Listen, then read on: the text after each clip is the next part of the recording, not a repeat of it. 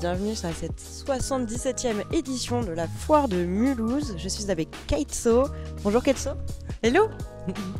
Timo, est-ce que tu pourrais te présenter? Qui es-tu et qu'est-ce que tu fais ici aujourd'hui? Ok, alors moi je fabrique des objets de décoration pour le particulier et pour le professionnel et je crée des scénographies également. Là, mon dernier produit pour le parc des expos, c'est mes radio light qui sont fabriqués à partir d'anciens postes de radio qui sont transformés en lampes. Mais j'aimerais vraiment attirer votre attention sur un événement cette année. Cet événement, il est juste derrière vous. C'est le showroom.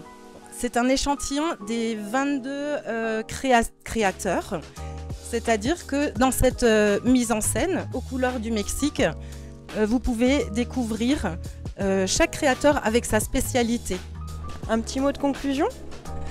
Moi, j'ai vraiment envie de profiter de cette occasion pour inviter tout le monde à venir à la rencontre de ces créateurs qui sont des créateurs vraiment très sympas, des artisans locaux et qui sont vraiment dans cette démarche éthique.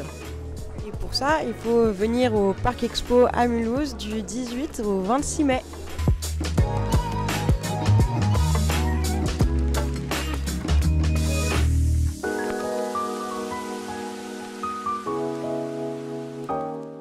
Je me trouve devant le stand des sapeurs-pompiers du Haut-Rhin avec Florian. Bonjour Florian. Bonjour à tous.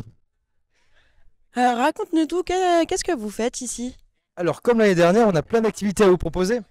Ici, il faut savoir que chez les pompiers, il y a plein de spécialités. On a du SR, secours routier, on a les drones, on a le secours en milieu montagneux, on a plein de choses. Et en fait, le but qu'on a remarqué, c'est que on ne touche pas assez la population pour se présenter au niveau des spécialités. Donc aujourd'hui, vous pouvez montrer, on a la spécialité drone qui vous montre l'intérêt en intervention.